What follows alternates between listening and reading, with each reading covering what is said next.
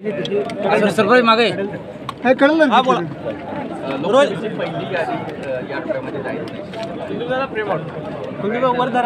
Role अधिकार मला नाही आहे तो प्रश्न आपण विचारला आहे। केंद्रीय पार्लमेंटरी बोर्ड जेव्हा बसेल जेव्हा चर्चा होईल तेव्हा यादी जाहीर होईल, त्यामुळे याबद्दलची माहिती माझ्याकडे नाही आहे। आज तुम्ही शिराळामध्ये होतं, पण शिराळा ज्या लोकसभा हातकणंगलेमध्ये होते त्या ठिकाणी शिंदे गटाचे सध्या खासदार आहेत, म्हणजे तो भाजपची उमेदवार असावा अशी मागणी होते, सगळीकडेच होताना दिसतंय। असं आहे की भारतीय जनता पार्टीच्या कार्यकर्ते पक्षाकरता मागणी करणार आहे, शिंदे साहेबांचे कार्यकर्ते शिंदे साहेबांकरता मागणी करतात, अजितदादाकडे अजितदादाची मागणी करतात। शेवटी आमचे तीनही नेते एकनाथजी, देवेंद्रजी आणि अजितदादा आणि आमचं केंद्रीय पार्लमेंटरी बोर्ड हे जे निर्णय करतील ती जागा ज्याला जाईल ती जागा 51% मतं घेऊन कशी निवडली, ती जागा मोदींच्या नेतृत्वामध्ये मोदीजींनी जी गॅरंटी दिली विकसित भारताची, मोदींची गॅरंटी या देशाला आहे, हातकणंगलेला आहे, सांगलीला आहे, कोल्हापूरला आहे, महाराष्ट्राला आहे। मला 100% विश्वास आहे जी जागा ज्याला जाईल ती जागा 51% मतं घेऊन निवडून येईल हा विश्वास मला आहे।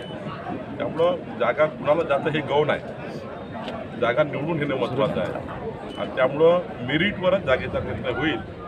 ज्याला जागा मिळेल 100% आम्ही ही जागा निवडून आणण्याचा पूर्ण 51% मतं निवडून येतील असा आत्मविश्वास आम्हाला आहे। शिवाजीराव देशमुख काँग्रेसचे ज्येष्ठ नेते होते, त्यांच्या मृत्यूच्या पश्चात आज 4 वर्ष होऊन गेले। सत्यजित देशमुख भाजपमध्ये आलेले आहेत, पण भाजपकडून योग्य तो त्यांचा सन्मान केला जात नसल्याची कार्यकर्त्यांची एक मागणी आहे, एक भावना आहे। भाजप याकडे आज प्रदेशाध्यक्ष म्हणून तुम्ही कसं बघता? आमच्याकरता सत्यजित देशमुखजी हे सत्यवादी नेते आहेत आणि त्यांनी मोदीजींच्या नेतृत्वामध्ये विकसित भारताकरता संकल्प केला आहे, विकसित भारतांना साथ देण्याकरता भाजपमध्ये आले आहेत आणि सत्तेचा एक मोठा आदर आम्हाला आहे।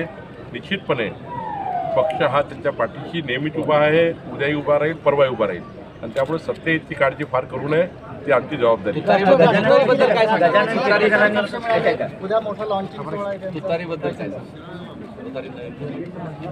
राष्ट्रवादीला तुतारी चिन्ह मिळाले, काय सांगा? असं आहे की राष्ट्रवादी काँग्रेसमध्ये ते आज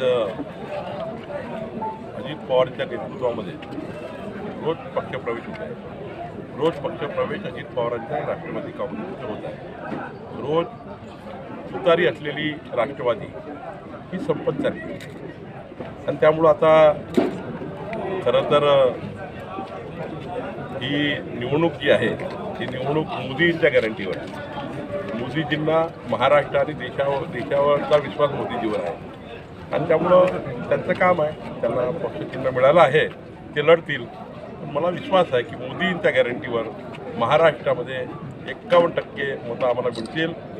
त्यांना चिन्ह मिळालं आहे, त्यांचं अभिनंदन आहे, त्यांनी आम्ही लढणार आहोत, पण आम्हालाही माहिती आहे की मोदींच्या गॅरंटीवर हा देश हा महाराष्ट्र मोदींच्या पाठीशी। बारामतीमध्ये वाकयुद्ध सुरू झालंय, बारामतीवर पहिल्यापासून भाजपचं संजय गडकरी दिसतंय, वाकयुद्धाला सुरुवात झाली।